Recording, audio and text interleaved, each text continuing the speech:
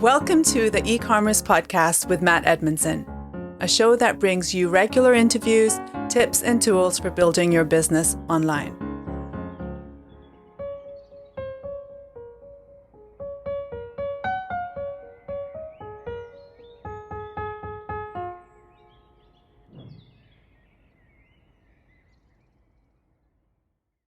Hi, and welcome to the e-commerce podcast with me, your host, Matt Edmondson. All of this week's notes and links can be found on our website at ecommercepodcast.net/99. That's right, it's episode 99. I think that deserves a big cheer, and maybe the audio guys can add that in. Now, A/B testing is a popular technique that a lot of people think is essential for online success. But in today's podcast, you'll see you probably don't need it. Now, I appreciate that's a little bit controversial. And if you are like most people, you've probably heard of it and think actually it is essential for online success. But today's guest is here to tell us that that's not always the case. And in fact, in many cases, you can succeed without ever using A/B testing. So stick around and let today's guest, a chap called Oliver Palmer, explain his theory in much more detail. You are not going to want to go anywhere. Hey there, are you a business owner? Here at Aurion Digital, we know firsthand that running an e-commerce business can be really hard work. As the online space gets more competitive, it is becoming even more challenging to stay ahead of the curve. We totally get it. So we want to help you succeed by offering a wide range of services, from fulfillment, marketing, customer service, and even coaching and consulting, just so that you can do what matters most. Save yourself the time and the money and let us handle the day-to-day tasks. This way, you can run your business without having to worry about the boring stuff. So what do you say? Are we a good fit for each other? Come check us out at oriondigital.com and let us know what you think.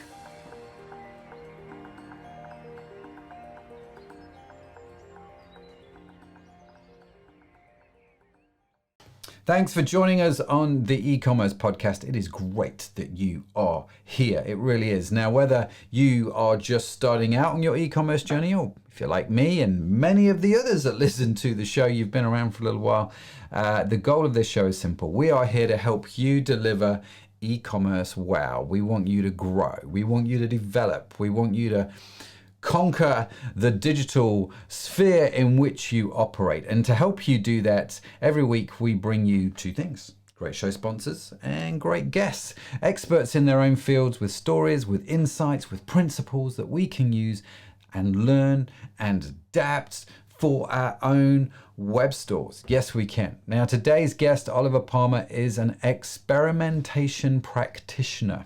It's not an easy thing to say. It isn't, but that's what he is. And he's a conversion rate optimization consultant. He works with organizations to demystify experimentation and the MarTech stack and get a better help us get a better understanding of how to integrate with the big organizational picture. The man is a legend. He has got a lot to say about this topic. I really, really enjoyed this conversation. You're not going to want to miss it. So grab your notebooks, get your pens, have your cup of tea ready. And without further ado, here's my conversation with Oliver. So, Oliver, thank you so much for being on our podcast here on the other side of the world, almost really. You're in Melbourne, I'm in Liverpool, but thanks to technology, we're having a conversation with each other. Yeah, thanks a lot, Matt. Great to be here. No, it's brilliant. It's brilliant. So, we were. If you're watching this podcast on YouTube, then you'll notice from the camera, we were just joking about it, weren't we? The way the cameras are set up, it looks like it's daytime for you and nighttime for me. But in fact, it is a complete opposite. It's first thing in the morning here and last thing at the night for you. It just happens to be the way the lighting works, which is quite peculiar. So it's nighttime for you in what I assume is sunny Australia. Let's live up to the stereotypes, but it's nighttime for you. What does the daytime normally hold for you, sir? What does the daytime hold? That's a funny question. The daytime holds many things, Matt. Right now, the daytime holds going back to the office for the first time in 2 years. Oh, wow. How have you found that?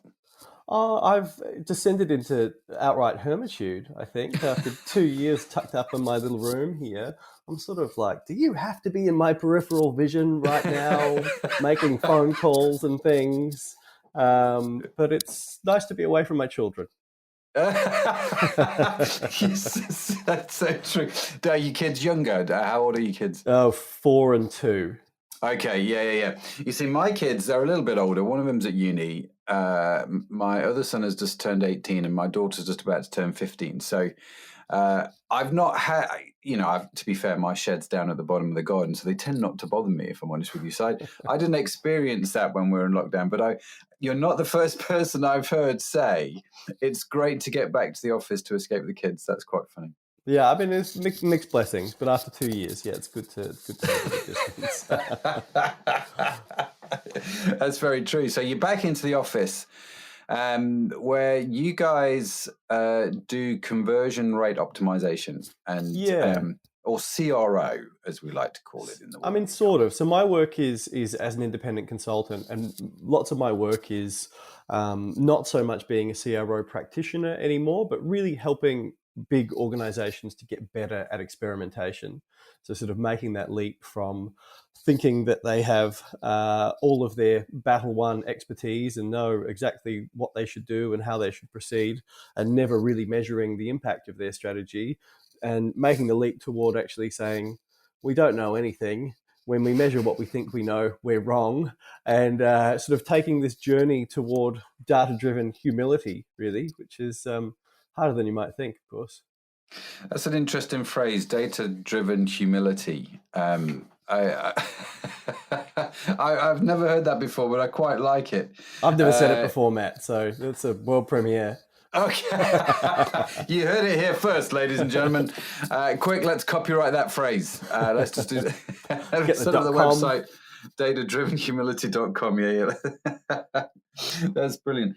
So you work with large organizations, helping them realize that they know nothing at all, which, to be fair, is the job of any consultant in any field, isn't it? It's to help them realize that actually perhaps what they thought they knew and what they actually know are two different things. How have you found that? Because that must be an interesting journey, going from being a CRO practitioner to being a bit more headline consulting, helping other people do what maybe you used to do. Yeah, I mean, it's been interesting. It felt natural. I was working as a practitioner for about a decade, really. Mm-hmm. And so I felt like I'd sort of more or less done everything I could do there, and just realized that there was this sort of particular niche skill that I had, which is helping large organizations make that transition. And I just sort of came to realize, I suppose, that there was enough maturity in the market. There were enough businesses that were willing to make that leap. And that it was a sort of a unique skill set that I happened to have. But for a long time, I think it was a little bit too niche. But we're sort of at a stage now where most large organizations have been A/B testing in one form or of another for 5, 6, 7, 8, 9, 10 years, whether that's through an agency, the marketing department has an agency relationship, or eCommerce works with an agency or something like that. And in a sort of in a fragmented way, they might have run a few experiments. And then often what happens is, the CMO or the CEO or the managing director or someone goes to one of the big conferences, goes to the Adobe conference in, Las Vegas or wherever it is, sees all of the wonderful things that people are doing with data and optimization and so on, but typically buys a very expensive tool from Adobe or Optimizely or somebody else, and then sets up a team, and then probably 6 months later realizes that they're not quite getting the results that they expected. So that's typically where I sort of fit in. That's really interesting. Again, a great picture of somebody going to a conference and getting something that they probably shouldn't get at the conference. How many times does that happen to me? So one of the things that I remember from our pre-call, and one of the things that we should probably just jump into right straight away, is this idea of A/B testing. Now, for those that are maybe new to e-commerce or who have never done any sort of this type of thing, just quickly explain what you mean by A/B testing. Yeah, so at its sort of simplest, A/B testing is trying two different things simultaneously, measuring the results and seeing which one got the best result. So it might be the simplest thing, like changing the banner image on your homepage, for instance. I know a lot of retailers sort of agonize about the way that they merchandise their stores and what sort of promotions they choose to put in different places. So if you're having a dispute, a friendly dispute around what should be on your homepage, for instance, one of the ways that people will typically settle those is to say, well, let's test it. Let's not just put the purple widgets. Let's try the red widgets too, and see if anyone does anything differently. Yeah, that's a very, very, very straightforward way of thinking about it. And if you've been around e-commerce for a little while, you're going to have heard either through Instagram ads or through, whatever magazine that you may or may not read, that actually you need to be split testing or A/B testing. And that is all part of optimization, isn't it? That actually this is, in fact, so many people now, when you hear of CRO or conversion rate optimization, immediately think A/B testing or split testing. It's like, okay, I now need to figure out if I change the color of the buy now button, does it have any impact on sales? Yes or no? My experience, though, is you need it's not that straightforward if you're new to e-commerce and just starting up, because you might not have the traffic volume big enough to actually do a successful A/B test, i.e. can you get enough data to give you a meaningful result, or is it just an anomaly actually at that point in time? We don't know. So is there like have I got that right? Is there like a minimum effective dose when it comes to A/B testing, like a minimum amount of traffic that we need to figure it all out? I mean, it's hard to say. Typically, what you're dealing with is it's statistics, it's probability. So in any A/B test, there is the inputs, which are essentially what is the number of visitors that I have coming to the site across the duration of the experiment. What is my baseline conversion rate, for instance, and what is the minimum detectable effect? So what is the minimum amount of uplift that I'm looking for? So if you have, let's say you have 10,000 visitors to your homepage every week, for instance, and you have a baseline conversion rate of 3%, and the minimum detectable effect that you're looking to achieve is 1%, then it's going to take you a lot longer than if you're looking for an uplift of 5% or 10%, for instance. And when you you put those calculations together, and there's lots of A/B testing. If you Google A/B testing calculators, there's lots of them out there, and you can punch in the numbers on your own site, and you'll see you can get an indication as to how long you'll need to run an experiment for. But really, with those calculators, what they tell you is the sweet spot typically is in e-commerce, it's very large retailers that have lots of traffic, and where a minimum detectable effect of 1% can mean millions of dollars. That's a real sweet spot, and those are the sorts of clients that I typically work with. Whereas if you are much smaller and you have thousands of visitors to your site rather than millions, and really for it to make it worthwhile with all the effort that you put into building the test, analyzing the test, and so on, you really need a 10% increase in conversion or revenue or something. It becomes a lot less productive, let's say. Yeah, no, that's fair enough. I was always, I remember having this conversation years ago with various people. I was always intrigued by, I don't know if it's called the 1% rule, but maybe it's just me that calls it that, in which case I should buy the 1%rule.com or something like that to go along with, our data-driven humility. But for me, the 1% rule was such that if I could find 4 or 5 things on my site that gave me a 1% increase, and actually the cumulative effect of that was quite significant. Do you know what I mean? It was, that was sort of where our traffic was with our e-commerce sites. And actually, the cumulative effect of sort of 4 or 5 small changes that brought 1% increases.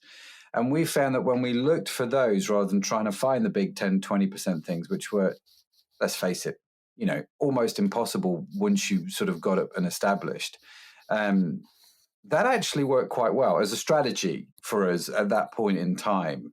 I don't know if you've got any thoughts on that, whether actually you can create these sort of cumulative effects with these sort of smaller changes. Yeah, I mean, absolutely can. I mean, that's the sort of foundation on which a testing program is built.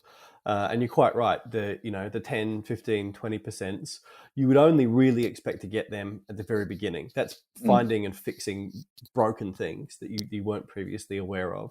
And then really it's looking for those 1, 2%, because that's typically after you found the broken things, that's all you can hope to achieve. But if you have sufficient scale, then yeah, it's absolutely worthwhile.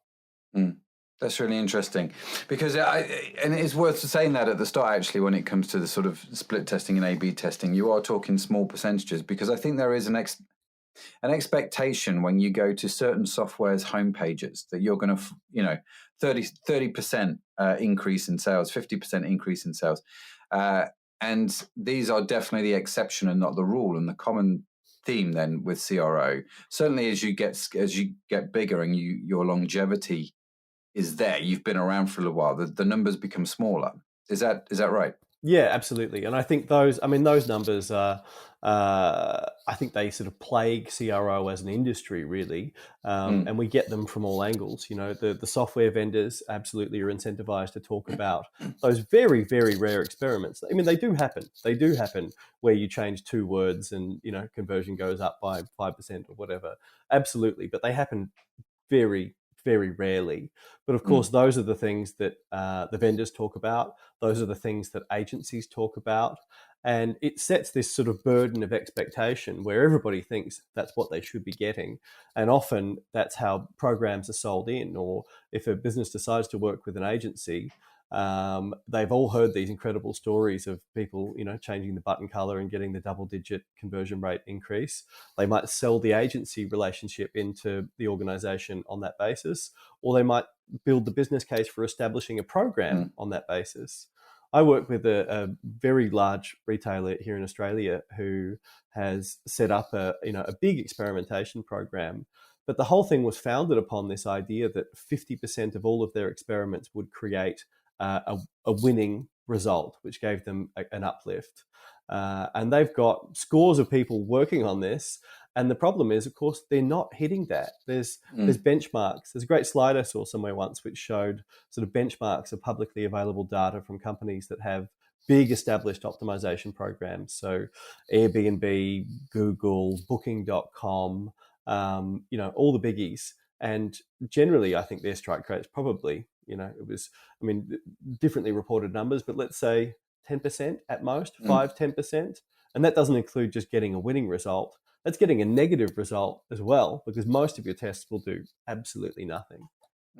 That's fascinating. And so there needs to be, I guess, dare I say it, we don't like to use this phrase when we're entrepreneurs, but there almost needs to be a common sense approach to CRO then, which says, actually, let's have a little bit of realism.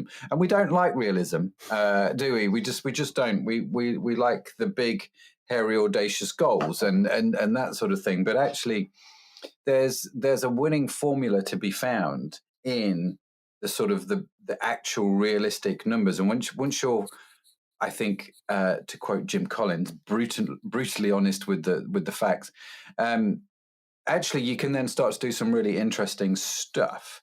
So what are some of the things that you've seen work well in this space?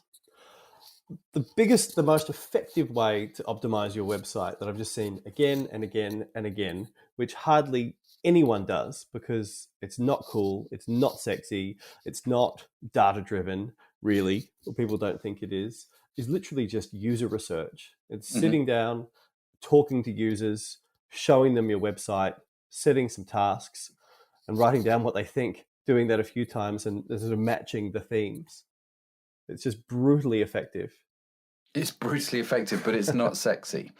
Not very sexy, no. No one likes doing it. People will come up with all sorts of excuses to just not have to talk to their customers, in my experience.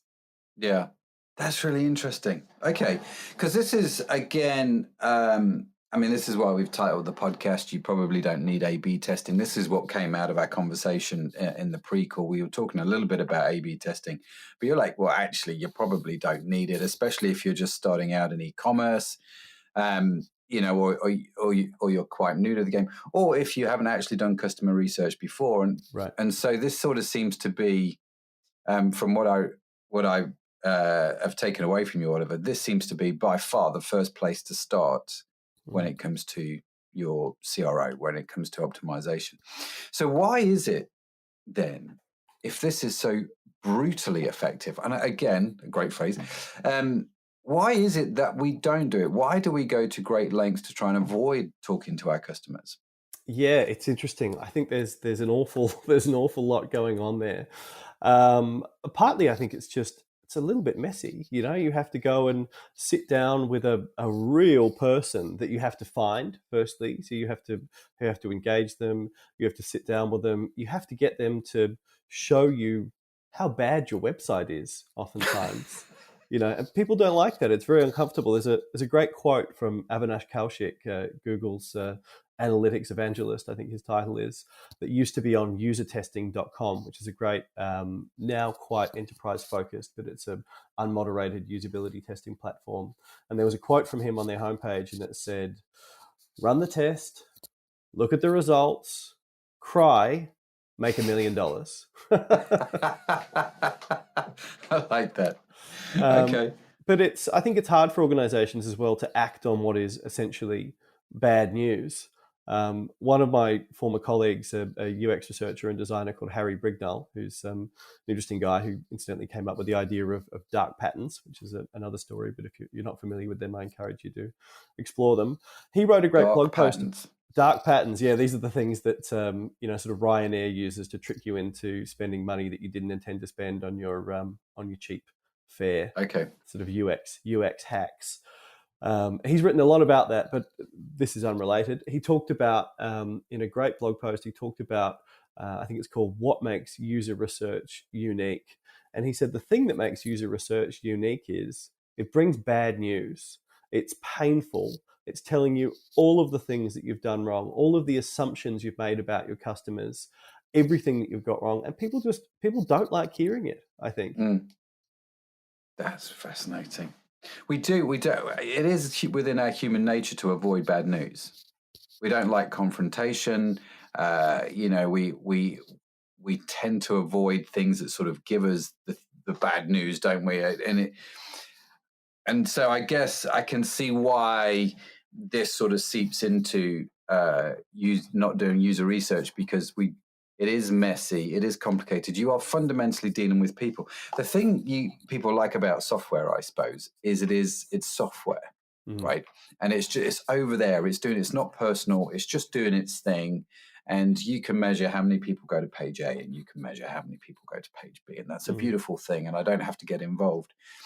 Whereas user research, like you say, the first question is always going to be why? Why do I want to talk to people? That's why I got into e-commerce, so I could avoid people.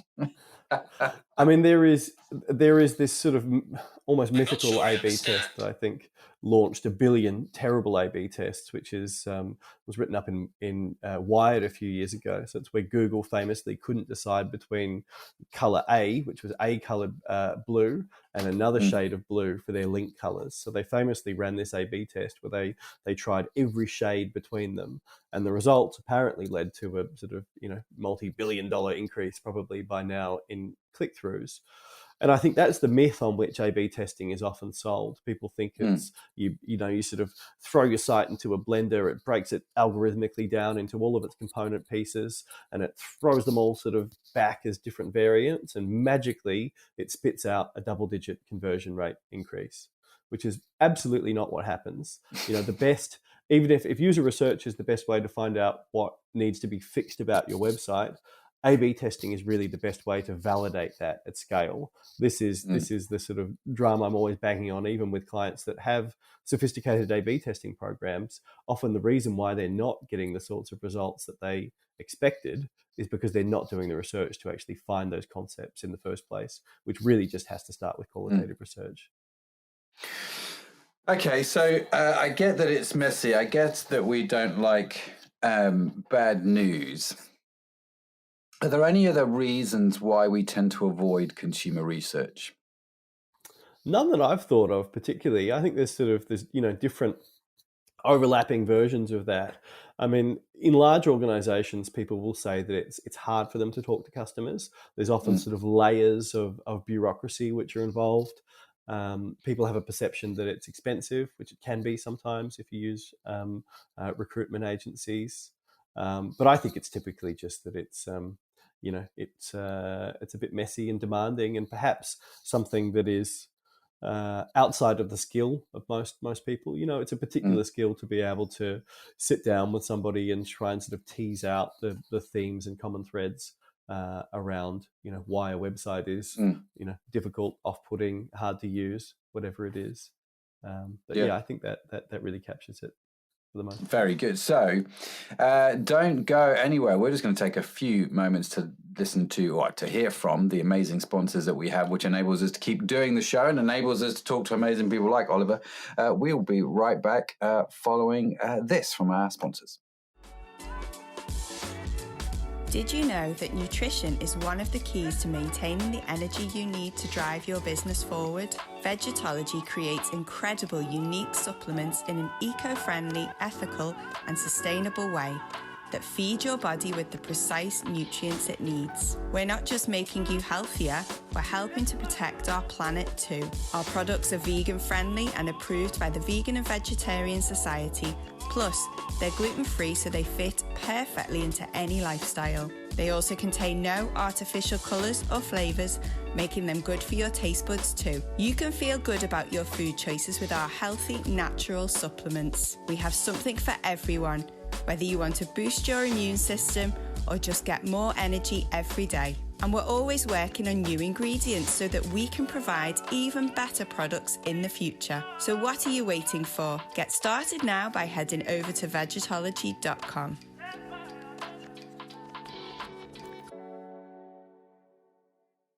Hey there, are you a business owner?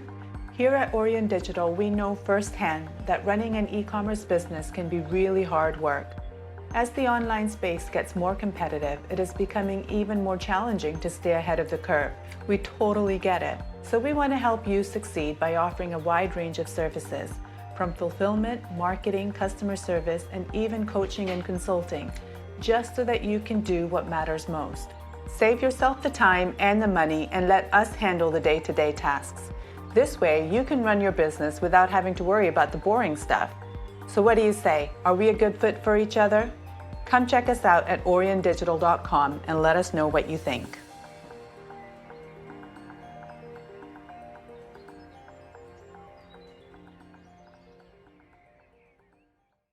So I'm back with Oliver. We are talking about conversion rate optimization and why you probably don't need A/B testing. So let's dig into that a little bit. So we started talking about A/B testing. We defined what it was. We then said, that user research was brutally effective.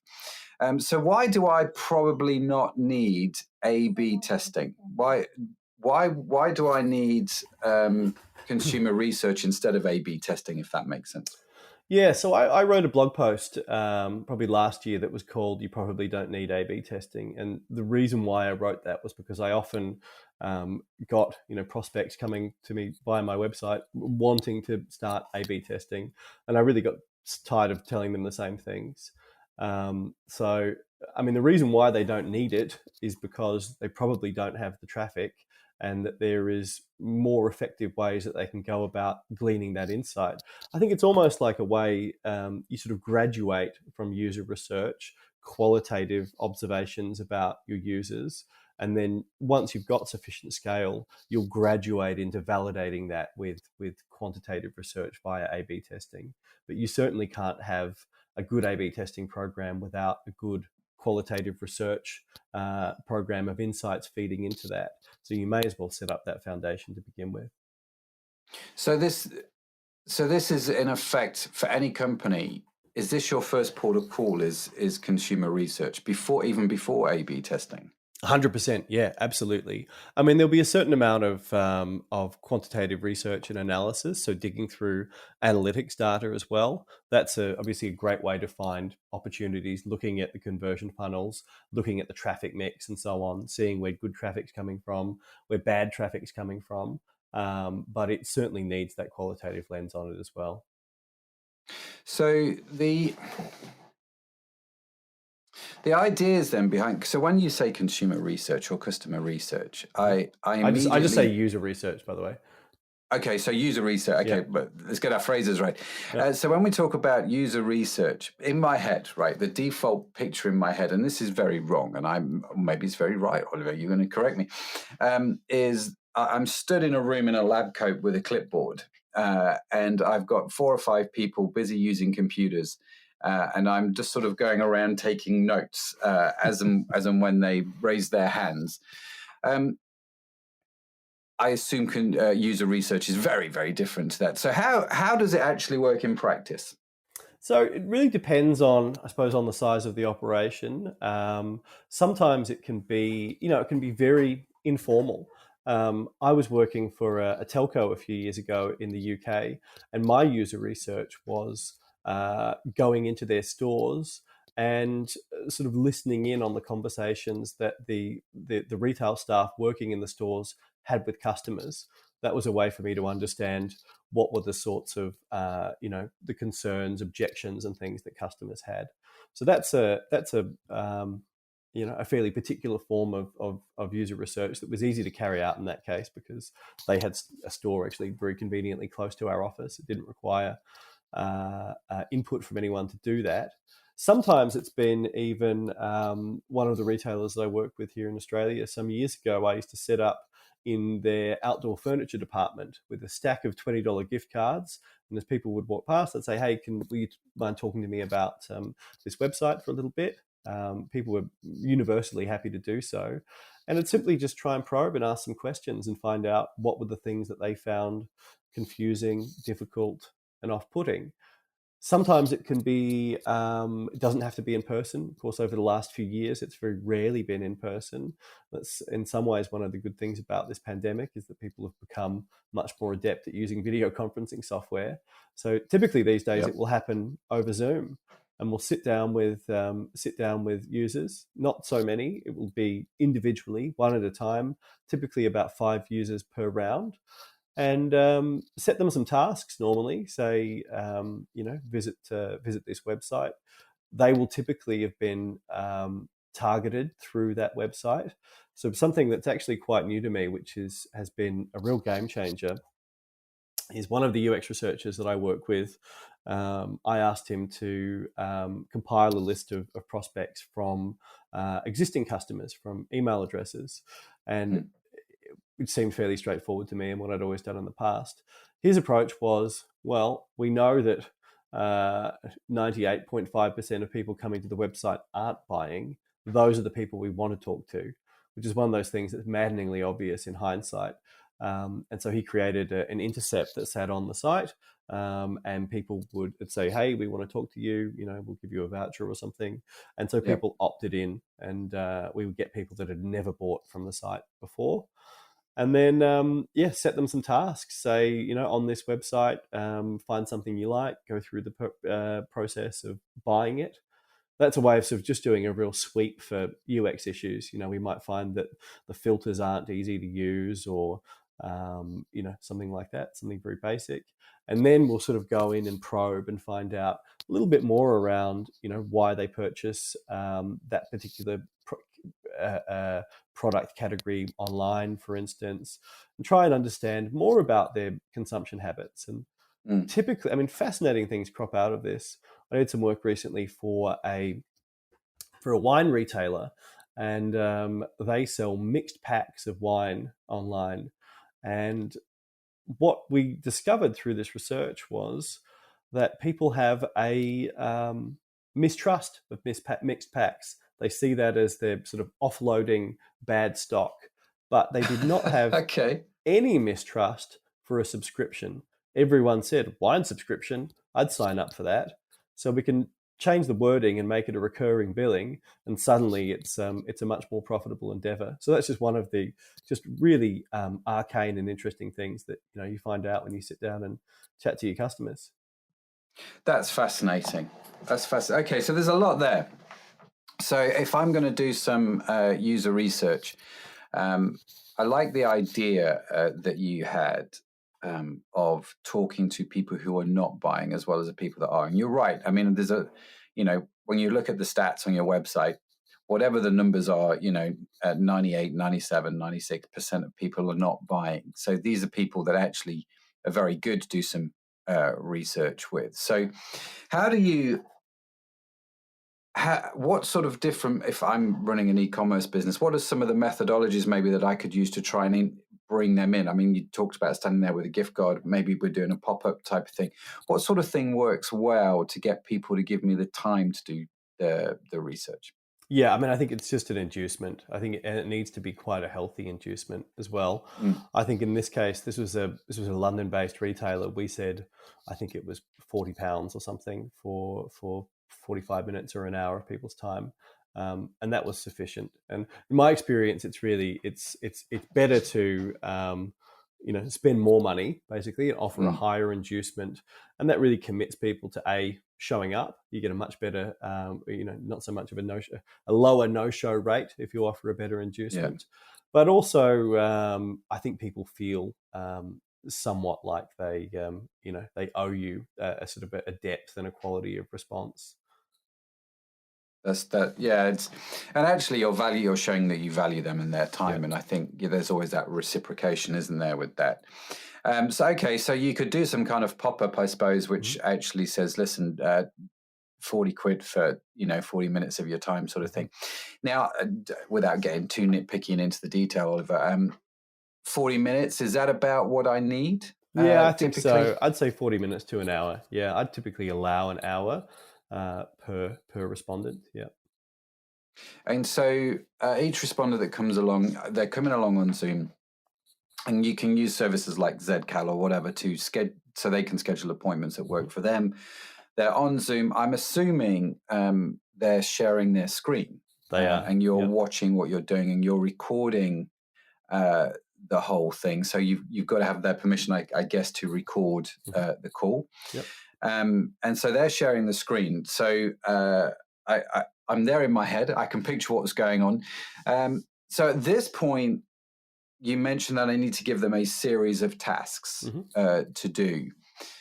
Is it as obvious as saying, I want you to buy our best-selling product, or are we giving them quite complex tasks? Or are we giving them multiple things to do on the website during that hour? Yeah, I mean, I think you wouldn't spend an hour simply in task mode, I think, but it really depends what you're testing. If you're running a very general test, a sort of a first sweep of your website, if you're not testing a particular new feature or something like that, and you really want to understand what the sort of blockers are, then I would think a general task that says, find something that you like from our website, for instance, and go through the process of purchasing that, because that will allow you to see how do they interact with it. Do they use search, for instance? Do they use your category pages? Do they use filters? How do they interact with the drop downs on your product pages? So within that task, you really have the discovery aspect of it, and then also the transactional bit as they go through the checkout funnel. Okay, so I'm watching them do this, and I'm very aware that that I guess the words that I use could lead them one way or another, and so I have to try and be as independent or as neutral. I have to be like Switzerland, I suppose, when I'm conducting the research. You really do, which is it's very difficult, and that's really why somebody who is a little bit sort of impartial, who hasn't made those decisions, who's not connected to the website, is really the best person to be running that user research. I signed up for, my power company asked me to participate in some research about their app recently, and it's a small sort of startup power retailer based here in Melbourne. And the guy who ran the research sessions was a sort of hybrid UX designer, UX researcher. and I was critiquing his decisions, and he got very defensive, and it was almost useless. He shouldn't have been running that session at all. So someone independent, if at all possible, from Ideally. the site should be running that. So, and I guess so. And this again, I guess it's all going to come down to budget, isn't it? Because if I'm a startup, if I'm hustling, then actually I'm probably going to be doing these user research reviews myself, because a lack of budget is going to stop me getting someone independent to do it, especially, like yourself, a consultant or someone with experience in this whole area. So can I still get meaningful results if I do it myself? They're maybe not as good, but is it still worth doing if I can't get an independent person to do the reviews? I think so. I think it depends on how impartial you can be. But yes, I think so. The other thing that's worth mentioning that we haven't really discussed yet is unmoderated usability testing. So that's using a site. The original one was usertesting.com. I think there's Usabilla, there's UserZoom, maybe. There's lots of these different sites out there. If you Google unmoderated or remote usability testing, there's a slew of these sites. And in that case, you actually don't have to be there. You just watch videos. So you set the task and you say, find something on our site, go through the process of buying it. And what will come back is a screencast, and they will, these participants are very good at verbalizing their thoughts aloud as they go through the process. The first time I used that was really, was using usertesting.com, and it was many years ago now. It was the very first user test I ever ran. I was working for a magazine, a site that sold magazine subscriptions here in Australia. Yeah, and we just set up a normal sort of sweep. We said find your favorite magazine and go through the process of buying it. And people got to everything was fine until we did 5 of them. 5 out of 5 customers got to the checkout page. They saw a notice that said, you will receive your first magazine in 8 to 12 weeks, which is exactly how the magazine industry works because of lead times in publishing, the fact that you've got distributors using, old dot matrix printers in warehouses somewhere, there's imports, there's all sorts of delays. So magazine subscriptions, certainly back then, took that long. They probably still do. So we thought we were being like Amazon, just telling people exactly when they could expect to receive their first issue. All of the people that we tested said, this site is a joke. Absolutely no way would I buy something that's going to take 8 to 12 weeks to get to me. We checked all of our competitors and saw that we were the only people that said that, even though they were using the exact same distributors, same magazines, and had the same issue.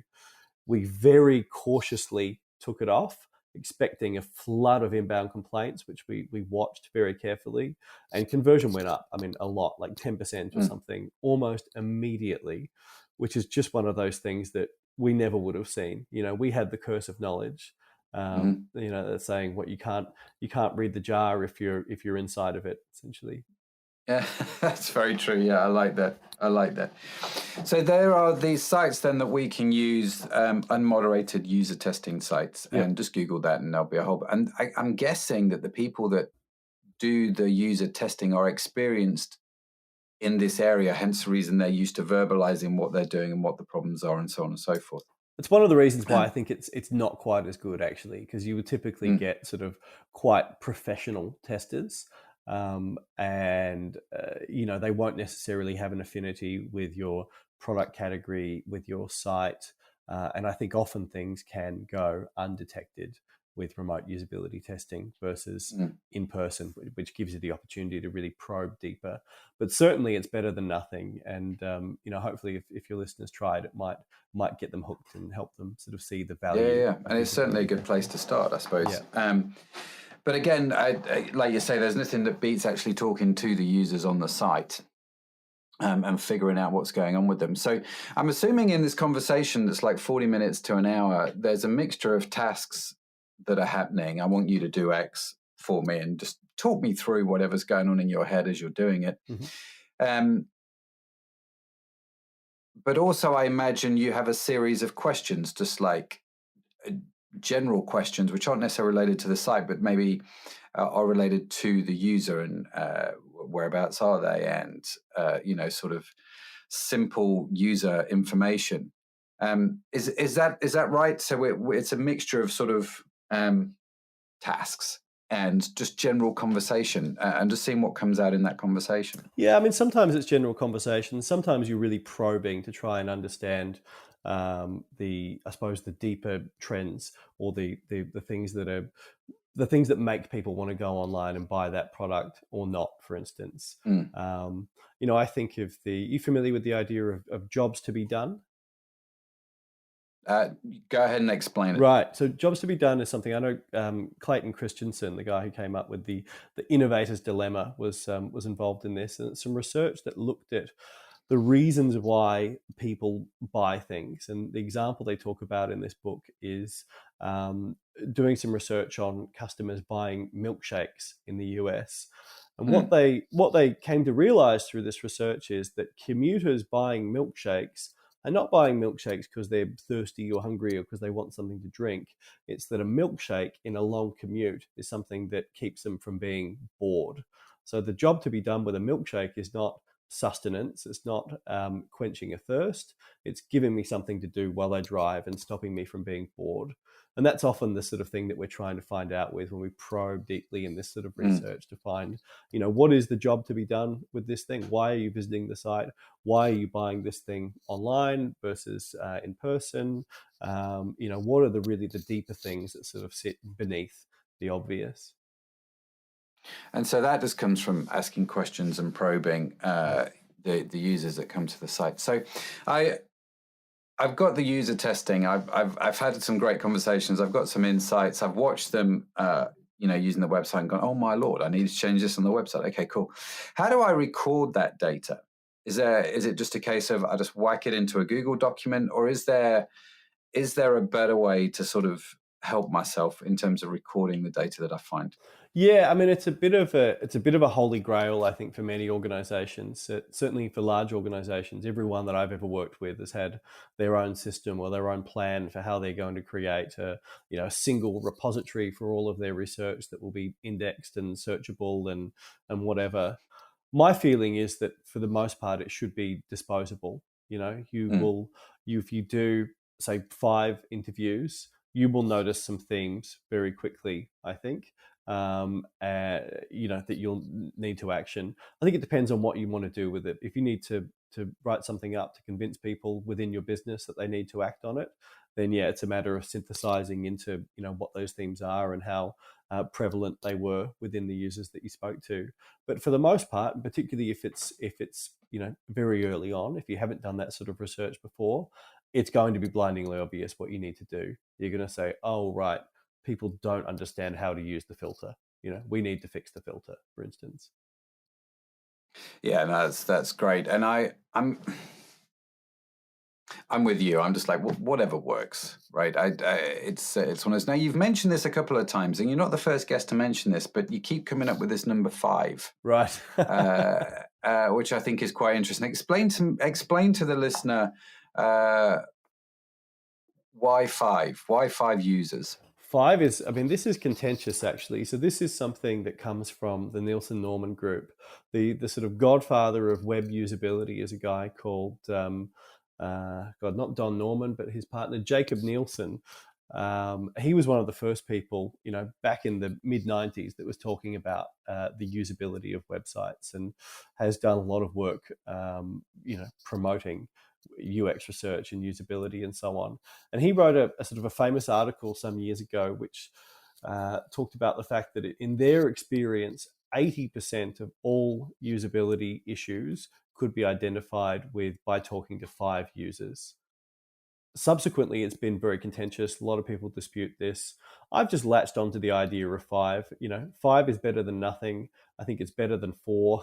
It's not quite as many as 6. It's a kind of a neat little number of users to talk to. But the point there is, it's not statistically significant.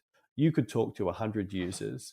One of the things he says in that post, he says that people often hire us, big companies hire us and say, we want you to talk to 100 users because that's going to be statistically significant. People are going to pay attention to that number internally. If we say, well, we spoke to 5 users and we saw this, it's not going to carry any heft. But the point here is this is not science, it's business. So let's just talk to a handful of users and see what comes out of it. And 5 is as good a number as any, I think. Yeah, no, and actually 5 is quite, I'm sitting here thinking of my own e-commerce business. And 5 actually is quite manageable. Mm. Do you know what I mean? You can look at 5 and go, I could do 5. Yep. That's not too much of a problem. I guess one of the questions then about this whole idea around customer research is that you continually and perpetually do, or is this a one-off event? Because 5 would dictate to me a project. It would say that there's a start date and an end date, whatever the number is, whether it's 4, 5, 6, 7, 8, 9, 100 or whatever it is. That's a project with a start date and an end date. So should I be repeatedly doing those projects throughout the year? I think it depends on, what your what sort of what resource availability you have, and to what extent. If you keep finding new and useful things, then of course you should continue to explore.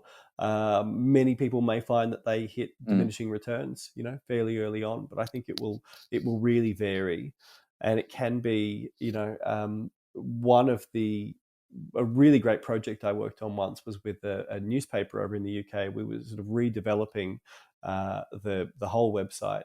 We worked in a team of sort of a small team with a designer, a developer, a UX researcher. I was doing optimization, product manager, and we would run on these 1 week long sprints, which culminated in what we called Testing Tuesday. So every Tuesday, everybody would sit in a meeting room and we would watch a usability researcher sort of 2 meeting rooms up, talking to somebody and showing them all the work that had happened in the week before. And that was something throughout that process of redevelopment that happened every week for months and months. And it was a matter of, initially all of those sort of facepalm moments, and then, they'd fix the thing, and then gradually it got better and better and better and better before it was released. So on a big project, if you're working on a replatforming or something large like that, absolutely regular iterative usability testing can be great. For most people, I'd say you probably will hit diminishing returns, after you've done it a few times, but just check in periodically because you make changes. Websites are constantly evolving. So, go in, validate those things. You don't even need to show people your actual website. If you're thinking about making a change, you could show them a clickable prototype that you can make in Keynote or PowerPoint or something. You could show them a sketch. It depends what you're doing, but whenever you are making those decisions and changing things, I think there's some value to be had in running them. Yeah, no, fantastic advice. And thank you for also explaining the number 5. Both you and AJ Davis talked about that, and I'm like, okay, that's fascinating. That this now I understand why, which is very, very helpful. Oliver, I guess in an ideal world, right? As an e-commerce business owner myself, we have an e-commerce website. I get that I should be doing some form of optimization. It makes total sense to me, right? And I get the arguments for it. I am now convinced, between you and AJ, that actually I need to be doing user testing on that.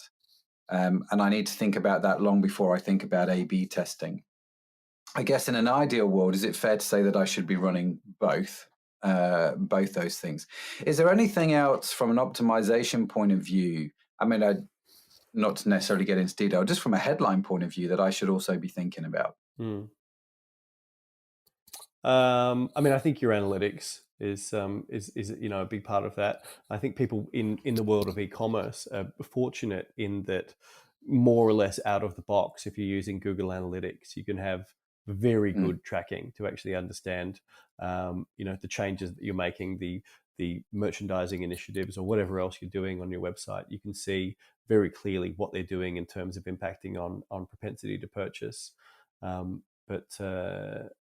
think that's a critical thing to have set up. And I'm surprised actually how often I look at analytics implementations for small and sometimes medium-sized businesses that actually haven't enabled some of the critical features in there, the things that you really just have to tick a few boxes, like setting it up so that your Google Analytics records what people type into the search bar, for instance, your on-site search function. So many people don't go through those sort of basic hygiene setups of ensuring that they've got that set up, or e-commerce, enhanced e-commerce functionality implemented as well. So if you don't have those, I really recommend. And it's all there, isn't it? It's not, like you say, it's just a case of switching it on and making sure that you're tracking that data.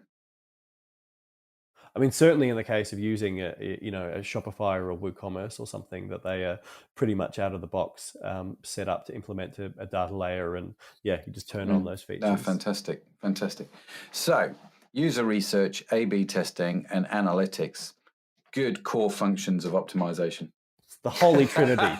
The holy trinity of optimization. I'm sure somebody somewhere has drawn like a Venn diagram, and there's 3 intersecting circles, and in the middle where they all intersect, it's like the holy grail is right there in that little bit, right?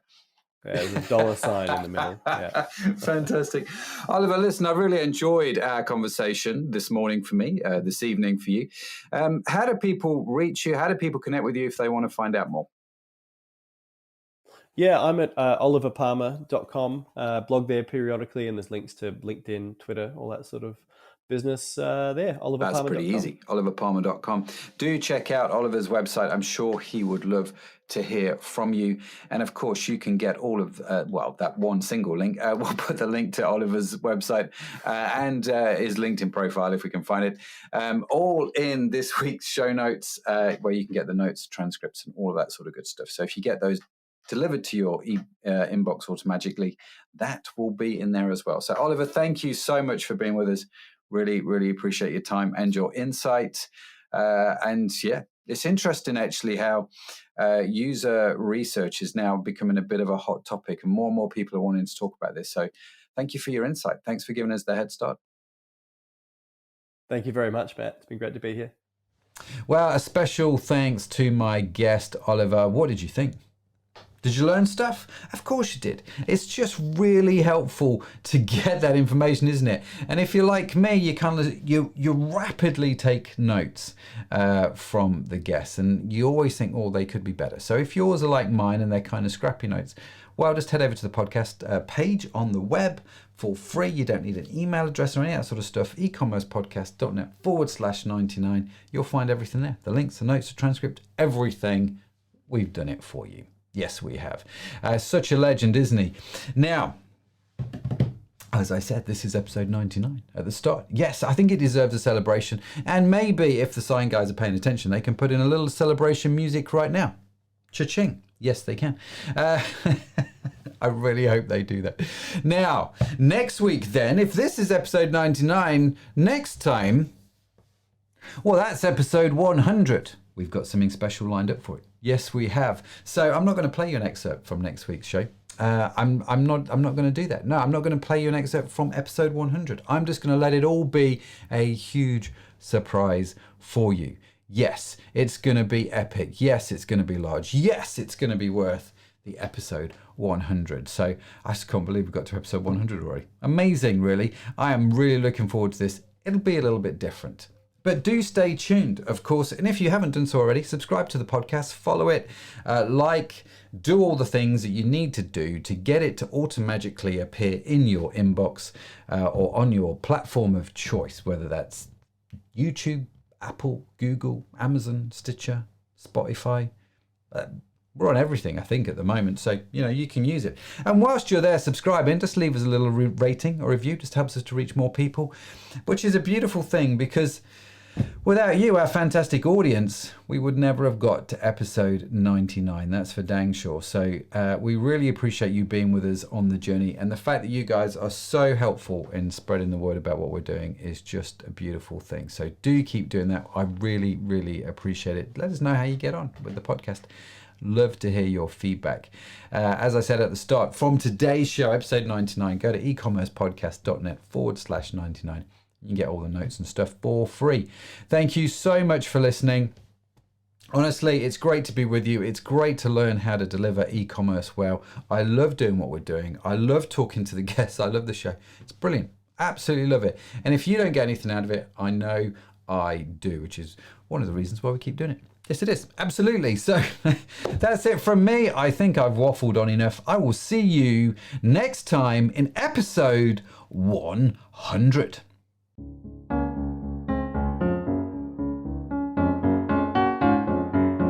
You've been listening to the eCommerce Podcast with Matt Edmondson. Join us next time for more interviews, tips, and tools for building your business online.